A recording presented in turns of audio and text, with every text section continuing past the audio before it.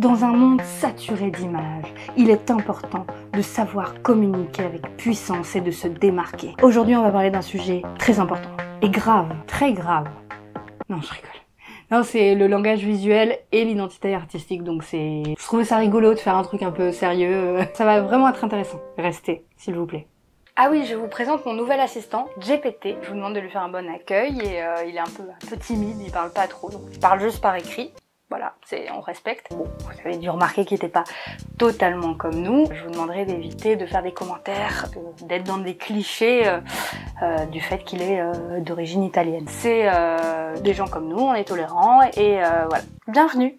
Bon, je vous l'apprends pas, on est dans un monde rempli d'images et il vous faut sortir du lot. Parce que sinon, vous finissez comme une sardine, comme ça au milieu de l'océan, comme ça vous noyez, vous savez plus où aller, et puis vous finissez sur une plage, comme ça, en train d'agoniser. Et vous n'êtes pas une sardine, si? Bon, c'est justement pour ça qu'il faut développer votre identité artistique. L'argument est peut-être pas foufou, mais Et attention, quand je parle d'identité artistique, c'est pas un style ou une technique. C'est bien plus que ça, l'identité. C'est votre langue, en fait, visuelle à vous, qui est unique, c'est votre voix, avec un X. C'est un petit peu comme si vous aviez votre propre accent, mais en version artistique. Ouais, non, pas ouf l'accent, je l'ai bien senti.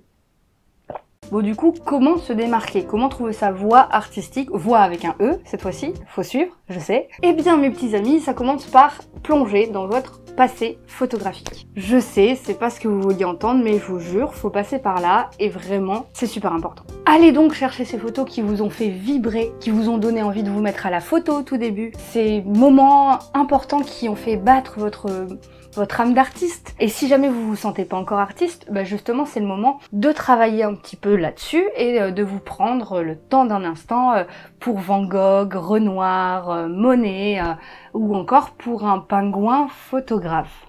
2 minutes. Tu m'as fait quoi sur le script GPT? De l'humour 2.0. Ouais, non, je préfère l'humour classique, humain. Merci.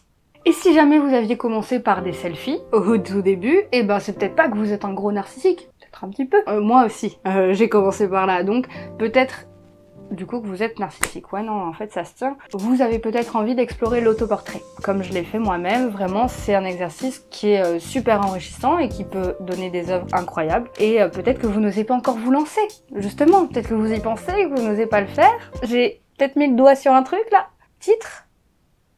Ouais, non, moins humain l'humour, s'il te plaît. Donc prenez le temps d'analyser vos images, justement, et voyez un petit peu si vous avez des sujets récurrents, si vous avez des thèmes qui reviennent régulièrement, repérez un petit peu les émotions que vous transmettez, et voyez si c'est vraiment ce que vous voulez transmettre, voyez vraiment, quel genre d'émotions vous véhiculez déjà. Quel choix artistique vous faites, ça peut être des couleurs qui reviennent régulièrement, il peut y avoir aussi des motifs qui se répètent régulièrement, ça peut être des compositions spécifiques aussi que vous utilisez, donc analysez vraiment tout ça et voyez un petit peu ce qui revient, parce que c'est des choix que vous faites déjà en fait, mais de manière inconsciente. Donc le but ça va être de décortiquer ça, de l'analyser, de le refaire consciemment ou non. Si c'est quelque chose que vous voulez refaire, vous allez pouvoir le refaire de manière consciente. Mais derrière, si c'est des choses que vous ne voulez pas, au moins vous les avez conscientisées et vous pouvez arrêter de le faire ou tendre vers autre chose. Ça va vraiment vous donner beaucoup d'indications sur la démarche à suivre ensuite. D'analyser déjà ce que vous faites actuellement, c'est faire un bilan qui est très important pour pouvoir ensuite voir un petit peu votre progrès. Et ça vous permettra forcément de mieux comprendre votre style et donc de pouvoir le remanier un petit peu à votre sauce. L'étape suivante, c'est de repérer des artistes qui vous inspirent. Et non, on ne parle pas de ceux qui font des graffitis dans la ville, mais bien des grands noms de photographes. Bah non, enfin pourquoi le street art aurait moins de valeur qu'un autre type d'art? Non, justement, on parle de tout type d'art. Si il y a quelque chose qui vous attire, c'est pas pour rien. Si le street art vous inspire, eh bien allez-y, intéressez-vous à ça, photographiez-le, testez peut-être d'en faire vous-même. Tout ce qui vous inspire, ça doit entrer dans votre vision. Tu juges toi maintenant? Regardez sur Instagram, sur Pinterest, il y a sûrement des artistes qui vous inspirent. Il n'y a pas de petits ou petites artistes, il n'y a pas de petits ou petites photographes. Peut-être que votre voisin fait de l'art, que c'est super inspirant pour vous et que ça vous intéresse, et allez-y, mettez votre travail à côté du travail de la personne que vous aimez. Regardez un petit peu s'il y a des similarités, s'il y a des choses qui reviennent, ou au contraire des choses vers lesquelles vous voulez tendre.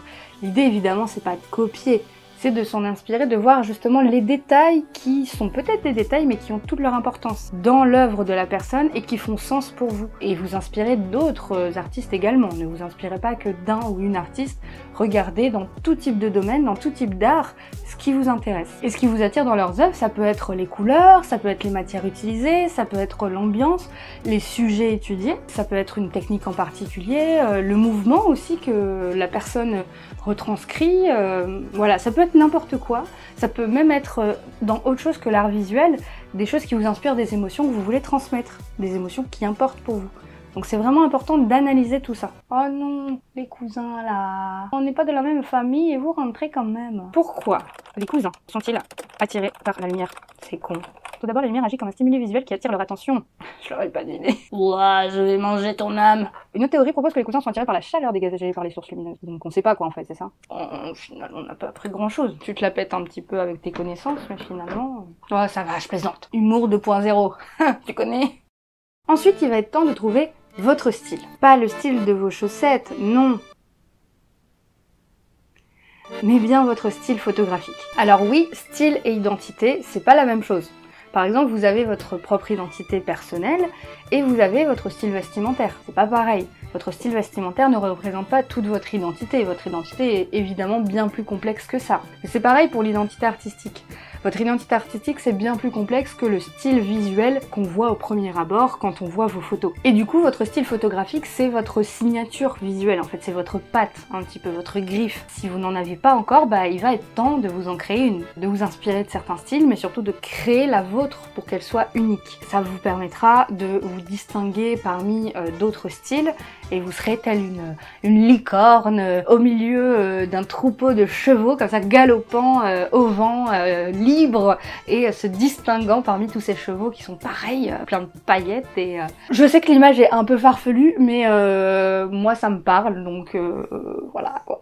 Donc maintenant il va falloir passer à l'action. Expérimenter, tâtonner, oser faire des trucs bizarres, ça passe par là aussi. Il faut vraiment pas hésiter, comme faire des photos en costume de clown, I did it, ou bien dans une baignoire, I did it, ou encore dans de la cendre. Je recommande pas du tout, mais I did it, ou encore tout nu dans la forêt.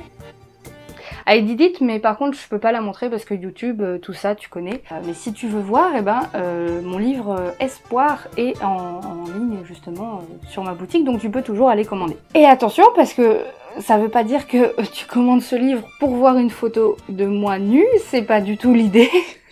En train de véhiculer. Non, c'est un livre sur le thème de la dépression, donc c'est un livre sérieux et profond, évidemment. C'est pas que du nu artistique, mais il y a quelques photos de nu artistique dedans, et donc voilà. Tout ça pour dire, je vous invite vraiment à laisser votre créativité prendre les commandes et à vous laisser emporter dans un voyage aussi farfelu que sublime. Vous allez peut-être découvrir plein de choses sur vous-même que vous ne connaissiez même pas. Le fait de faire des trucs même absurdes, décalés, c'est hyper formateur. Au final, vous n'êtes pas obligé de les montrer, ces photos derrière. C'est uniquement pour vous, c'est des tests et vous n'êtes pas obligé de l'intégrer à votre travail. Et plus vous travaillerez votre style, plus vous allez réussir à affirmer votre identité artistique parce que vous utiliserez la lumière, la composition, les couleurs, les sujets pour vraiment, de manière intentionnelle, bien façonner votre style. Une fois que vous y voyez un peu plus clair sur votre style, vient le moment d'utiliser des techniques un peu plus avancées. Il s'agit plus en fait de faire une photo techniquement correcte, bien exposée, bien cadrée, bien nette, machin. C'est de faire des photos qui décoiffent. Comme ça. Olé! Maîtriser la lumière comme un Jedi de la photographie, composer avec une précision chirurgicale et utiliser les couleurs comme un magicien du pinceau. Non, GPT. Le but, c'est pas d'être un technicien plus, on en a déjà parlé. Maîtriser l'éclairage pour pouvoir faire une ambiance particulière, bien sûr c'est important. Pouvoir composer avec des compositions créatives, oui. Et aussi utiliser les couleurs pour pouvoir véhiculer ce que vous voulez comme émotion, bien sûr. Mais tout ça, ce sont des outils. Le principal, en fait, c'est d'essayer de raconter quelque chose si possible d'intéressant. Ça peut être une histoire, ça peut être une émotion intense, ça peut être une performance incroyable que vous avez trouvée époustouflante, un moment magique. L'idéal, c'est de savoir qu'est-ce que vous voulez raconter. Et évidemment, derrière, apprendre à utiliser les outils pour pouvoir véhiculer ça. Mais si vous utilisez juste des outils pour faire des trucs au poil de huc, comme on dit, bon bah ça sert pas à grand chose. Le background, c'est à vous en fait de le travailler. Il faut juste que ça vous corresponde, que ça vous plaise à vous et que ça véhicule quelque chose qui soit en accord avec vous. Et ça veut dire aussi approfondir des sujets qui vous passionnent. Ne plus prendre une image de manière superficielle, mais approfondir les sujets, creuser tout ça. Vous plongez vraiment dans vos sujets de manière métaphorique. Vous pourrez en comprendre les nuances, les aspects les plus subtils, et ça devient une véritable expédition pour pouvoir creuser tout ça et faire en sorte de photographier les sujets d'une façon unique, surtout qui fasse sens pour vous et sens pour le spectateur qui voit vos photos. Peut-être pas le même sens d'ailleurs. Et ça demande de la curiosité, de l'investissement personnel, de la recherche, mais surtout une volonté d'aller au-delà de la surface pour pouvoir trouver des sens cachés, des symboliques aussi. Et tout ça, ça va ajouter des nouvelles perspectives, du contexte, du corps aussi à votre sujet, de la profondeur à vos images et surtout une dimension qui est vraiment unique et propre à vous, à votre vision. Parce que votre vision, elle est unique au monde et il n'y en a pas deux comme vous. Pour développer votre créativité aussi et affiner votre style, vous pouvez faire des exercices pratiques. Donc j'ai quelques exemples à vous donner. Vous pouvez par exemple faire une séance avec un thème en particulier. Vous pouvez évidemment aussi choisir un angle de vue en particulier qui soit improbable peut-être. Et du coup en totale plongée, vous allez devoir jouer avec votre sujet pour créer des choses graphiques. Vous allez devoir le photographier au sol ou pas d'ailleurs. Et vous allez devoir trouver des angles, des façons de positionner votre sujet de manière originale puisque vous êtes bloqué sur cet angle-là et vous faites toute une séance comme ça par exemple. Mettre des contraintes, ça aide beaucoup. Vous pouvez aussi jouer avec les éléments en les supercalifragilistiques-expialidocieux. En les superposant sur Photoshop et en jouant un peu avec les modes de fusion, vous allez pouvoir voir d'autres choses, voir d'autres techniques. Il faut vraiment expérimenter des choses. Ou encore, vous pouvez faire toute une série uniquement sur des textures aussi. Ça vous permettra d'explorer différentes choses, de voir les choses d'un autre angle, de plus près, avec un autre sens aussi, avec le sens du toucher. Alors là, il faut que je vous lise parce que c'est drôle. Place aux exercices pratiques, comme dans une salle de sport pour artistes. Vous allez vous muscler l'œil et la créativité. Humour 2.0. Faites des séries thématiques, jouez avec les contrastes, faites de la photo en dansant la salsa. T'as un truc avec la salsa, GPT? Il y avait un truc aussi, expériences artistiques dansantes. Bien sûr, pas besoin d'être un pro de la salsa pour ça. Non mais je juge pas, hein. Je savais juste pas que les robots s'intéressaient à la salsa. Les assistants virtuels. Pardon.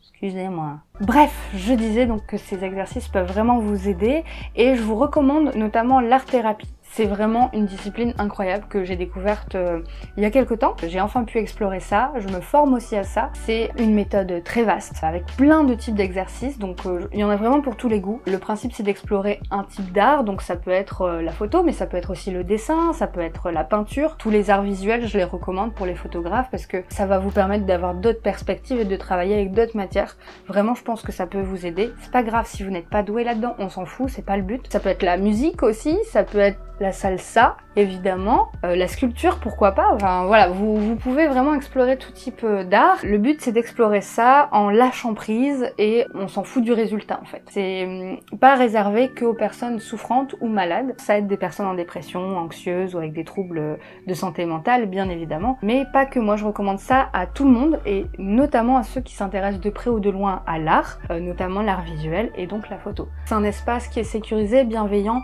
où vous ne vous confrontez pas au jugement des autres. Pour vous aider à développer votre style, j'ai justement créé un outil super pratique qui est un quiz en fait gratuit. Les premiers retours que j'en ai eu sont extraordinaires. Je pense vraiment qu'il est pertinent et qu'il plaît. Ça va vous aider en fait à mieux comprendre quel style vous correspond. L'avantage c'est que en fait vous allez répondre à 11 questions, c'est rapide à faire. Le lien est en description évidemment. N'hésitez pas à me dire en commentaire ce que vous en aurez pensé quand vous l'aurez fait. Une fois que vous avez répondu à ces 11 questions, vous avez un résultat personnalisé. Chaque réponse que vous avez donnée, vous avez une analyse personnalisée de chacune de ces réponses. Donc vous avez déjà un bon gros bloc de texte qui va vous aider à avoir plein d'infos, avoir un point de départ en fait pour pouvoir justement explorer votre identité artistique. Ça va vraiment être une bonne base. Ça prend 5 minutes à faire, mais le plus long en fait c'est de lire les résultats parce que vous allez voir c'est vraiment assez complet. Évidemment, il y a un peu de généralisation, etc. parce que c'est pas 100% personnel. mais ça va vraiment, je pense, beaucoup vous parler. Et c'est pas tout, justement, si vous voulez aller encore plus loin dans l'exploration de votre identité artistique, j'ai mis en place une formation qui est actuellement en prévente, jusqu'au 30 juin inclus. Si vous le prenez au mois de juin, vous avez 30% de réduction sur cette formation. Une formation vidéo avec des ateliers créatifs, des exercices pratiques qui vont vous permettre de bien explorer tout ça, de découvrir complètement votre style de A à Z de manière vraiment totalement personnelle. Ça commence en juillet pour ceux qui le prennent en juin. Et donc je suis vraiment convaincue qu'elle va vous apporter tout ce qu'il vous faut en termes de connaissances, d'outils, de techniques, des outils pour justement véhiculer ce que vous avez envie de véhiculer. Il va y avoir tout un cheminement aussi personnel. Et je sais que ça va vraiment vous aider pour pouvoir atteindre des nouveaux sommets dans votre parcours photographique. Vous n'allez plus vous sentir bloqué, vous allez aller bien au-delà de ce que vous faites déjà actuellement. Mais vous êtes combien là? Pas dans ma tête, hein, parce qu'il y a des... Allez, c'est la fête là, hein, ce soir. Donc, ne laissez pas bébé dans un coin et ne gardez pas votre voix artistique avec un X, cette fois-ci, faut suivre, pour vous quoi, enfin c'est trop dommage, partagez ça. Sinon vous allez, comme je disais, finir en sardine, échouer sur la plage, hein, évidemment. Par contre les sardines, t'aimes pas ça, hein. La salsa oui, mais les sardines non. Hein. Donc vous aurez plus d'infos en tout cas en description. Pas sur les sardines, mais sur la formation, quoi. Enfin, vous avez compris. Je suis impatiente de commencer cette formation et de vous accompagner dans cette aventure, donc je vous dis à très bientôt et je vous fais des gros bisous, je vous dis à la prochaine vidéo. T'as pas été très souriant, hein. Je t'avais dit de sourire, hein.